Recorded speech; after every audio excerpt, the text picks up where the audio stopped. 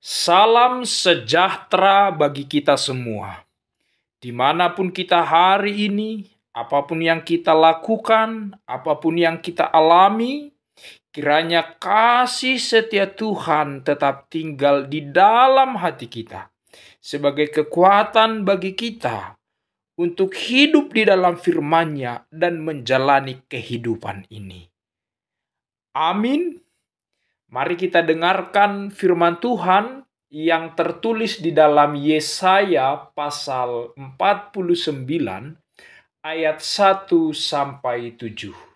Demikianlah firman Tuhan. Dengarkanlah aku, hai pulau-pulau. Perhatikanlah, hai bangsa-bangsa yang jauh. Tuhan telah memanggil aku sejak dari kandungan, telah menyebut namaku sejak dari perut ibuku. Ia telah membuat mulutku sebagai pedang yang tajam dan membuat aku berlindung dalam naungan tangannya. Ia telah membuat aku menjadi anak panah yang runcing dan menyembunyikan aku dalam tabung panahnya. Ia berfirman kepadaku, "Engkau adalah hambaku, Israel, dan olehmu aku akan menyatakan keagunganku." Tetapi aku berkata, "Aku telah bersusah-susah dengan percuma, dan telah menghabiskan kekuatanku dengan sia-sia dan tak berguna. Namun, hakku terjamin pada Tuhan, dan upahku pada Allahku." Maka sekarang firman Tuhan, yang membentuk aku sejak dari kandungan untuk menjadi hambanya, untuk mengembalikan Yakub kepadanya, dan supaya Israel dikumpulkan kepadanya. Maka aku dipermuliakan di mata Tuhan, dan Allahku menjadi kekuatanku. Firman-Nya, "Terlalu sedikit bagimu hanya untuk menjadi hambaku, untuk menegakkan suku-suku Yakub, dan untuk mengembalikan orang-orang Israel yang masih terpelihara. Tetapi aku akan membuat engkau menjadi terang bagi bangsa-bangsa, supaya keselamatan yang daripadaku sampai ke ujung bumi." Beginilah firman Tuhan penebus Israel, Allahnya yang Maha Kudus, kepada Dia yang dihinakan orang, kepada Dia yang dijijikkan bangsa-bangsa, kepada hamba penguasa-penguasa. Raja-raja akan melihat perbuatanku, lalu bangkit memberi hormat, dan pembesar-pembesar akan sujud menyembah. Oleh karena Tuhan yang setia, oleh karena yang Maha Kudus, Allah Israel yang memilih engkau. Amin. Saudara-saudara jemaat yang dikasihi Tuhan, pada suatu hari ada seorang yang bertanya kepada Mother Teresa. Katanya, "Ibu telah lama melayani kaum miskin di Kolkata, India ini. Tetapi tahukah ibu bahwa masih ada jauh lebih banyak lagi orang-orang miskin yang terabaikan? Apakah ibu tidak merasa gagal dalam pelayanan ini?"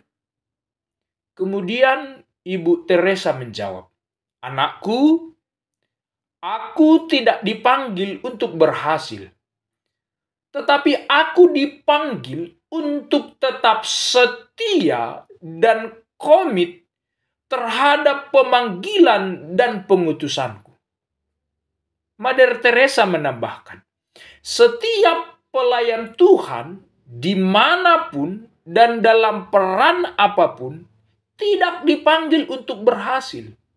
Sebab jika panggilannya adalah keberhasilan, ia akan sangat riskan untuk jatuh dalam kesombongan. Oleh sebab itu, harus kita sadari bahwa pelayan Tuhan dipanggil untuk senantiasa tetap setia serta memiliki komitmen yang teruji, terpercaya, dan bermanfaat bagi dunia. Seorang hamba Tuhan dalam melakukan tugas pelayanannya haruslah dengan penuh komitmen dan tanggung jawab semampunya, bukan menurut kemauannya sendiri. Saudara-saudaraku, sekarang kita hidup di dunia di mana masih banyak kita temukan orang-orang yang belum mengenal Kristus. Dan kita juga masih menemukan bahwa di banyak tempat masih banyak orang-orang yang hidup di dalam kegelapan, penderitaan, dan pergumulan. Keberadaan seperti itu pula yang sedang dialami oleh bangsa Israel saat itu. Mereka hidup di bawah kekuasaan Babel, ditawan, ditekan, dijajah, dan tidak merdeka untuk beribadah kepada Tuhan Allahnya. Namun dalam situasi kegalauan jiwa bangsa Israel, Allah mengumandangkan sebuah pengharapan baru, bahwa Allah segera mengirimkan cahaya terang melalui dan di dalam kehadiran Sang Mesias. Inilah suara Tuhan yang disampaikan oleh Yesaya agar mereka siap sedia dan mulai membangun komitmen untuk menjadi terang, tidak hanya kepada bangsanya, tetapi juga bagi bangsa-bangsa yang lain. Nats renungan kita hari ini menceritakan tentang pemanggilan dan penugasan hidup bangsa Israel sebagai hambanya yang saat itu sedang mengalami penderitaan karena pembuangan ke tanah Babel. Bangsa Israel memikirkan bagaimana cara agar bisa menjadi bangsa yang utuh ketika mereka kembali ke Yerusalem.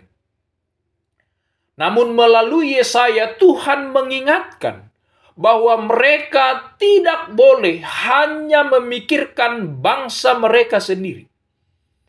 Kepada bangsa Israel, Tuhan mengatakan bahwa terlalu sedikit tugasnya dan impiannya jika hanya untuk menegakkan kembali suku-suku Yakub dan mengembalikan orang-orang Israel yang masih terpelihara.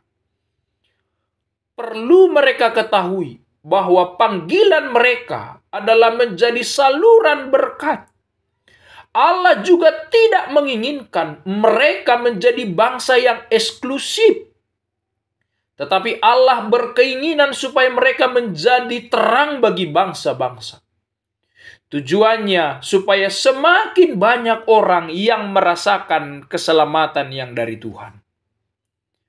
Saudara-saudara yang terkasih, Tuhan memanggil setiap hambanya dengan tujuan khusus.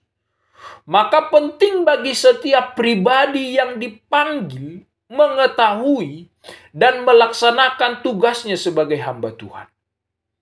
Yesaya dipanggil dan diutus di tengah pergumulan bangsa Israel. Mengapa? Karena secara spiritual, Israel adalah umat yang tidak lagi setia kepada Tuhan. Menjelang pembuangan, mereka terbukti lebih mengandalkan bangsa lain dibandingkan Tuhan. Itulah sebabnya Tuhan mengizinkan Israel ditawan dan dibuang di tanah Babel. Oleh sebab itu, ada 3 tugas penting Yesaya sebagai hamba Tuhan. Yang pertama, untuk menyatakan keagungan Tuhan, kebesaran Tuhan, dan kemuliaan Tuhan melalui karya Tuhan, penebusan Tuhan, dan berkat Tuhan kepada bangsa Israel. Yang kedua, mengembalikan komunitas Yakub, generasi Yakub, bangsa Israel kepadanya. Karena selama ini mereka sudah meninggalkan Tuhan dan terpisah dengan Tuhan. Maka sebabnya mereka menderita terhukum di tanah Babel. Maka tugas itu ada pada Yesaya untuk mengembalikan umatnya kembali datang kepada Tuhan. Dan tugas yang ketiga, panggilan Yesaya adalah supaya menjadi terang bagi bangsa-bangsa. Maka sebab itu, ketika Israel dipulihkan, bangsa-bangsa lain akan terheran-heran dan turut mengakui kedaulatan Tuhan yang disembah Israel. Dengan demikian, Israel dapat berperan kembali menjadi berkat bagi segala bangsa. Saudara-saudara, jemaat yang dikasihi Tuhan, hari ini kita memasuki tahun yang baru. Di tahun 2023 ini. Tahun ini kita masih melihat ada banyak pergumulan yang dialami oleh manusia. Maka kita harus menyadari bahwa Tuhan telah memanggil kita untuk menjadi terang bagi bangsa-bangsa. Oleh karena itu, janganlah kita mengabaikan peran, tugas, dan tanggung jawab kita.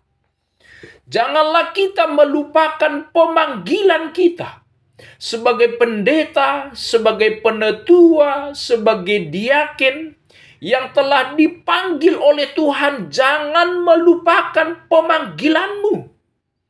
Supaya apa? Supaya kamu bisa memberikan sinar terang yang bercahaya bagi dunia yang sedang dilanda kegelapan mata rohani sekarang. Demikian juga para orang-orang tua. Jangan melupakan peranmu sebagai orang tua yang memberikan teladan kepada anak-anakmu. Supaya anak-anakmu tidak dilanda kebutaan mata rohani oleh nafsu dunia dan keinginan dunia.